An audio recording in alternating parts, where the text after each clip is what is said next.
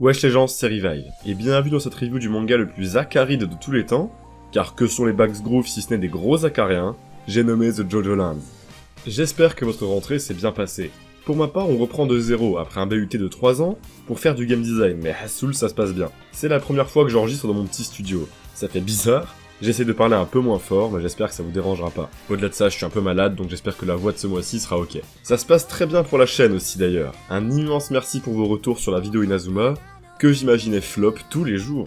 Mais très loin de là. C'est à ma grande surprise mon plus gros succès depuis la chronique sur Persona 3, et c'était il y a 2 ans, alors j'en suis hyper heureux. Bref, moi un peu creux pour le relance de ce mois-ci, et ça va pas aller en s'arrangeant, puisqu'on ne se retrouvera pas le mois prochain. Araki prend en effet une petite pause d'1 mois, peut-être pour concocter un petit one-shot pour la sortie prochaine du nouveau Jojo Magazine tout juste annoncé, ou juste pour prendre du repos bien mérité. En tout cas, ça va me permettre de mon côté de tryhard métaphore sans interruption, les choses de la vie tombent très bien. On se retrouve donc en novembre, et le tome 3 sort en France ce mercredi. Je vous ferai un compte rendu sur Twitter pour les fautes bien évidemment. Rien à signaler pour l'Ultra Jump si ce n'est de la femme partout, et voici la cover de ce chapitre nommé Glory Days partie 1. On en a encore pour quelques temps dans ce combat visiblement. Elle est grave cool. Trop content de voir l'incroyable duo Paco-Jodio, avec des poses bien cool, et une compo à base de November Rain en fond, qui leur pleut dessus avec une perspective géniale. J'ai kiffé. Allez, ne perdons pas plus de temps, et retournons dans cet hôpital de la mort. J'ai l'impression de parler de Jojo Lion.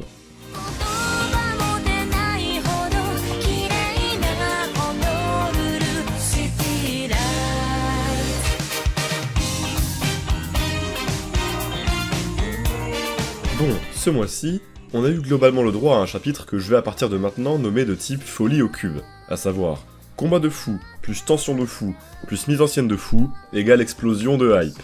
Des chapitres donc focus sur le combat, incroyables sur la mise en scène, qui se vivent plus qu'ils s'expliquent, un peu comme la dernière fois donc. Il y a quand même plein de trucs à dire sur la mise en scène, et autres quelques flous qui se dissipent à droite à gauche, mais surtout, avant ça, il s'est ouvert avec un truc totalement inattendu.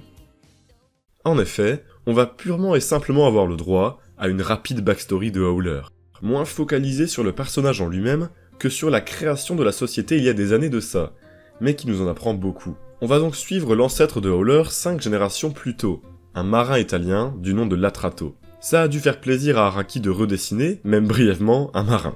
Bref, sachant donc que tout le délire d'organisation et d'enrichissement frauduleux vient d'Italie, j'ai énormément de mal à ne pas faire de lien avec Golden Wind, et ça fait plaisir. Un enchaînement d'événements impromptus, notamment un accident d'avion l'ayant fait atterrir sur Hawaï, puis aidé par une fille du coin de laquelle il tombera amoureux, mènera Latrato à gagner la confiance de la famille royale de Hawaï. Il se mariera à la fille en question, et commencera une ferme sur la pente nord du Walalai, comme par hasard. Vous le savez, on le sait tous depuis le chapitre 12, il n'y a pas de rivière dans cette zone. Enfin, pas censé. Pas de rivière, car en raison de la texture du sol ici, faite de rejections d'éruptions volcaniques, la pluie pénètre directement sous terre et rejoint l'océan. Ceci dit, suite à une intuition, Latrato a eu l'idée de creuser de manière horizontale dans le volcan, et a trouvé de nombreuses zones où l'eau de pluie s'accumulait. Il a donc pu créer des rivières, et faire fleurir des prairies fertiles sur un terrain aussi aride que sec. Un exploit absolument impensable. Bon, déjà ça c'est ultra intéressant. Déjà car ça se base plus ou moins sur des faits réels. Les pénuries d'eau à Hawaï sont un vrai truc, un vrai enjeu écologique, humain et économique, et il a été découvert récemment qu'une partie de l'eau de pluie s'écoule le long des flancs du Walalai, avant de s'enfoncer dans des réservoirs. Les mêmes réservoirs qu'exploite donc Latrato ici. Araki s'est donc basé sur une actualité, une découverte récente, qui fait partie d'un vrai enjeu d'Hawaï qu'il intègre à son récit, et je trouve ça génial. C'est comme si cette découverte avait été faite il y a des dizaines d'années, et que, on va le découvrir, elle n'ait pas été utilisée pour le bien commun, mais gardée par une société privée, tenue par un être cupide et égoïste, afin de s'en servir comme outil de pouvoir et d'enrichissement personnel. C'est plutôt brillant, non? Évidemment, c'est plus compliqué que ça, et les vulcanologues du coin me le confirmeront sûrement, mais creuser de manière horizontale pour exploiter des ressources infinies d'eau dans le Walalai, ça tient plus de l'ordre de la science-fiction. Mais on est dans Jojo. Ça se base sur un fond de vrais événements certes, mais c'est romancé et modifié pour coller au récit. Bref, reprenons un peu le cours de l'histoire avant de continuer l'analyse. Latrato, ça veut dire Howl en anglais, et oui. Alors le couple change leur nom en Howler et lance Howler Farms, procurant de l'eau, de par ses sources, à qui le demande. Avec l'industrialisation de Hawaï dans les années 60 et sa prise de statut de destination de riches, les sources d'eau de Howler deviennent de plus en plus demandées, et alors, Howler Farms devient Howler Co, étendant leur business au transport et même à l'industrie des munitions.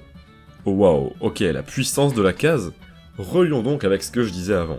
On a affaire là à une découverte historique, faite par hasard, par un homme arrivé là par hasard. Une découverte qui pourrait résoudre de nombreux problèmes de manque d'eau à Hawaï, des vrais problèmes qui existent véritablement. Une découverte appartenant à une société qui, suite au capitalisme exacerbé, gagnera en ampleur, et alors corrompue par l'argent, étendra ses activités à des trucs qui craignent de fou, des outils de mort, tout en étant en situation de leader sur le marché de l'approvisionnement en eau. Et ce, alors que la pente nord du Walalai appartenait aux descendants de la famille royale, que ça plaise ou non.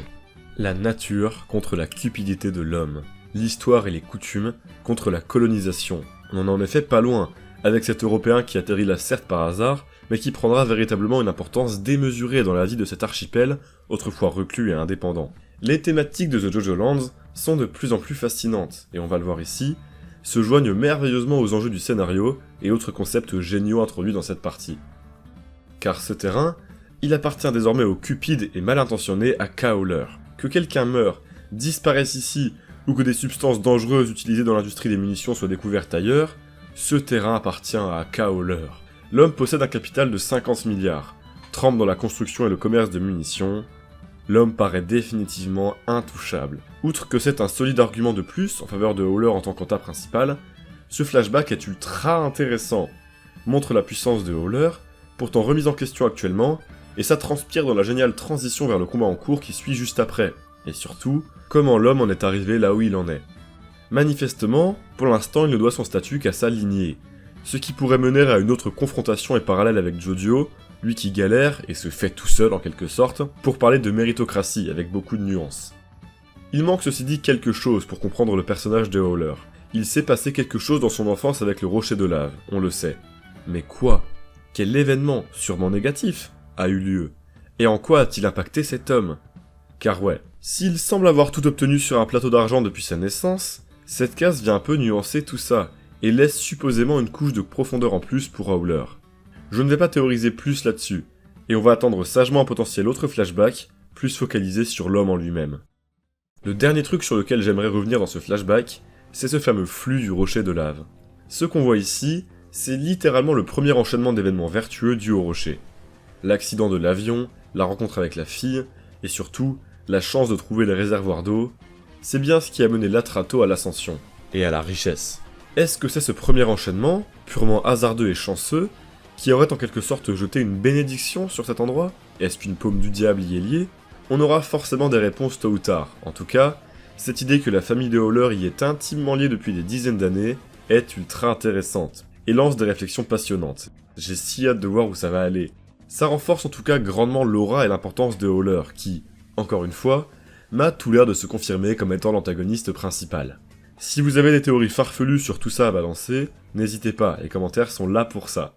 J'ai en tout cas absolument adoré ce flashback. De par sa narration et sa mise en scène, c'est brillant. Sa mise en relation avec les événements du chapitre 12, genre oui on sait qu'il n'est pas censé y avoir d'eau mais qu'en fait il y en a, Moka s'est fait emporter et là on voit d'où ça vient, son iconisation de Howler, sa mise en relation avec les thématiques de la partie, et sa transition vers le combat, remettant en question le statut de Howler, c'est juste génial. Justement, ce combat. Revenons au présent et parlons-en, de manière un peu plus chill. Le gros de l'analyse est terminé, maintenant il est temps de voir à quel point ce combat est bon. Déjà purée, cette tension avec Jodio, qui tombe nez à nez avec nos deux ennemis, c'est brillant. Les regards, le découpage de l'action, l'utilisation astucieuse des fonds blancs pour accentuer l'effet de la scène et de l'opacité qu'Araki adore faire varier dans cette partie, y a vraiment de quoi suer. On a ensuite une géniale transition vers le groupe d'Usagi, qu'on voit en arrière-plan sur la case de Lulu, tandis qu'elle se penche pour récupérer sa peluche, et que l'on découvre le flingue de Bobby prêt à dégainer. Alors que c'est donc la merde noire pour Jodio, Usagi perd conscience, et Smooth Operators rentre dans ses narines, tandis que Charming Man cherche assidûment les lésions comme prévu. Enfin, pourquoi j'ai dit que cette transition était brillante?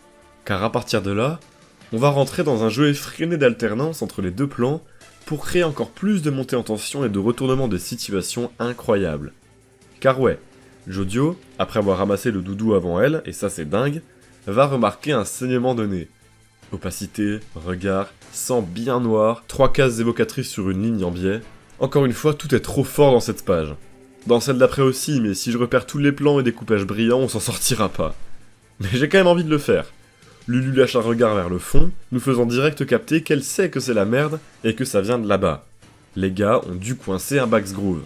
Bobby Jean tire ses balles avec une nouvelle compo exceptionnelle, et en effet, ça se confirme, Dragona a réussi à coincer un Bax Groove, en mobilisant 4 de ses Smooth Operators dessus. Sur la même planche incroyable, alors que les balles sont à 2 doigts de l'atteindre, Jodio appelle November Rain avec cette typo toujours ultra stylée, suivie d'une case en plan rapproché sur son œil absolument génial, et vient ainsi faire à nouveau dériver les balles de Glory Days.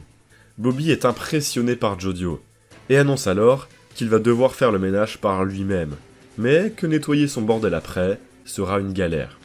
Avant même qu'on ait le temps de comprendre, ce gros malade fait une littérale tuerie direction Jodio, éliminant au passage des membres du personnel absolument volontairement, dont cette femme en noir, qu'on voit d'ailleurs depuis le début du précédent chapitre. Je me demandais pourquoi, mais en fait ça sert juste à renforcer l'intensité de cette scène précise. Encore une fois un petit détail génial qu'il faut repérer, mais qui fait une sacrée différence, même inconsciemment. J'aime voir des antas froids et tarés comme ça, qui prennent des décisions dangereuses en sachant que leurs actes auront des conséquences, mais sans y penser pour le moment, car l'important est de tuer ce petit con qui lui résiste. Bobby Jean est incroyable, putain, et va définitivement rentrer parmi mes antas secondaires préférés de Jojo. Une scène en tout cas aussi violente qu'impactante, ultra bien réalisée. Bobby Jean se demande ce qu'ils veulent avec ces putains de deeds. Évidemment, Lulu capte qu'ils veulent la thune de Howler, actuellement remise en question. Le lien avec le flashback d'intro, tout ça. Lulu rappelle qu'ils doivent récupérer le rocher de lave sur ordre de Howler, sans pour autant qu'ils sachent nécessairement ce dont il s'agit. Lulu remarque que Jodio a l'air d'être le leader, et c'est la première fois qu'il est décrit comme tel par quelqu'un dans le manga. Dégagerait-il une aura de leader renfermé, silencieux mais intelligent, comparable à notre cher Giorno? À sa manière, j'en suis convaincu. La fillette sort à nouveau sa phrase culte au détour d'une case magnifique et menaçante, puis détache sa tête de sa peluche de chat, décidément qui a quelque chose contre ces bestioles, sans qu'on sache pour l'instant où ça mène. Enfin, jusqu'à ce qu'on découvre une nouvelle géniale transition vers l'autre plan. Alors que les Smooth Operators tiennent un back groove, prêt à être écartelé, on va découvrir des silhouettes aux yeux brillants dans l'obscurité, épiant la scène de haut. Les Operators sont entourés de grooves. Pourquoi? Car le magnétisme de l'IRM a attiré la tête de la poupée, dans laquelle Lulu a implanté ses grooves avant de la lâcher. Ce concept de magnétisme avait été introduit la dernière fois, et c'était évident que ça allait mener à de la merde, mais j'aurais jamais imaginé que ce soit de cette manière, que c'est brillant. Quel retournement de situation, quelle mise en scène purée. Vous comprenez ce que je voulais dire avec cette alternance d'entre-deux plans qui fait monter la tension. Chaque plan se répond avec un nouveau twist, ça nous implique à fond dans le combat, autant que ça nous fait incroyablement suer. C'est absolument génial, vraiment. En tout cas, on a la confirmation que les deeds, c'est juste que Lulu avait foutu ses stands dedans, tout simplement.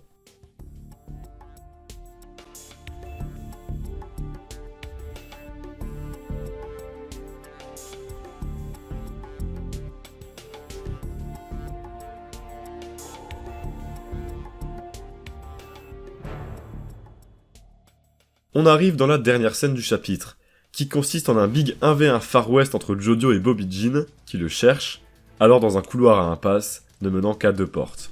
Jodio est-il parti dans les toilettes des femmes ou des hommes? Par cette mise en scène calme et ses plans sur les 2 portes, tandis que Bobby avance silencieusement, on se demande quelle porte Jodio prendrait pour faire un coup fourré. Chez les femmes, une feinte a priori trop attendue.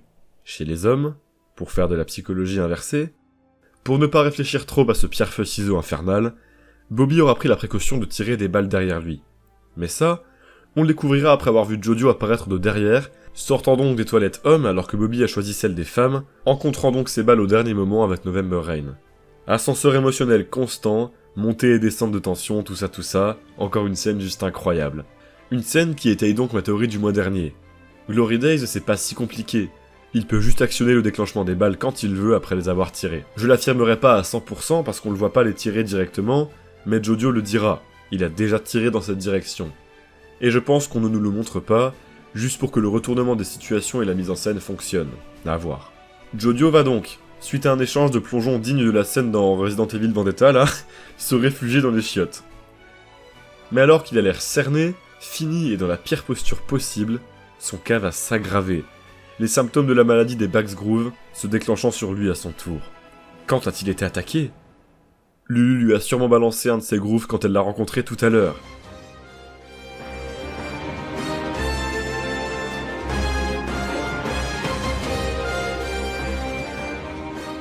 bordel, le suspense de fou et la tension insoutenable, c'est encore plus fort que d'habitude.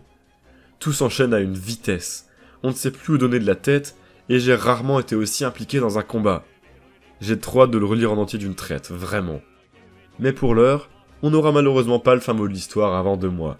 J'ai hâte de voir quelle masterclass va nous sortir Jojo pour se tirer de là. Allez, concluons. Quel chapitre, mes aïeux!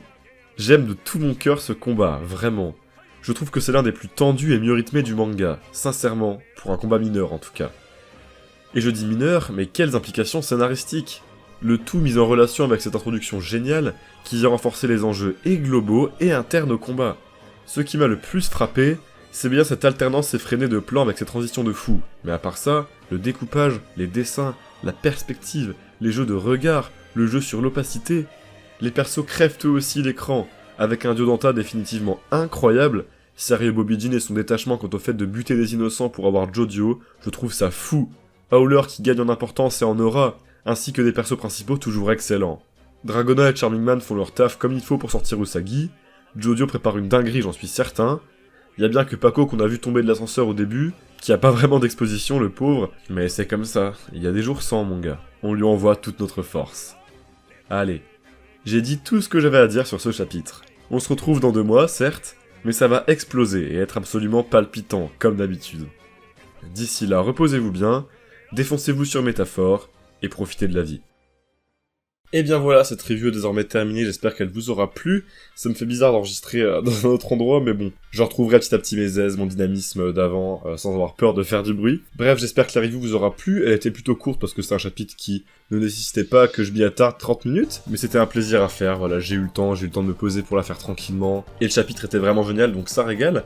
N'hésitez pas à me balancer toutes vos théories, toutes vos réflexions en commentaire, ça m'intéresse énormément comme d'habitude, à me dire ce que vous avez pensé du chapitre aussi, et bien sûr ce que vous avez pensé de la vidéo. Si vous l'avez kiffé, n'hésitez pas à mettre un like et à la partager, c'est ultra important, évidemment je le dis à chaque fois, mais c'est vrai. Je remercie tous les donateurs du mois qui me régalent, comme chaque fois. Et je vous souhaite donc de passer une merveilleuse journée ou soirée. Éclatez-vous à fond sur Zelda Echoes of Wisdom, éclatez-vous à fond sur Métaphore d'avance. Et n'oubliez pas que The Jojo Land, c'est quand même vachement bien puré.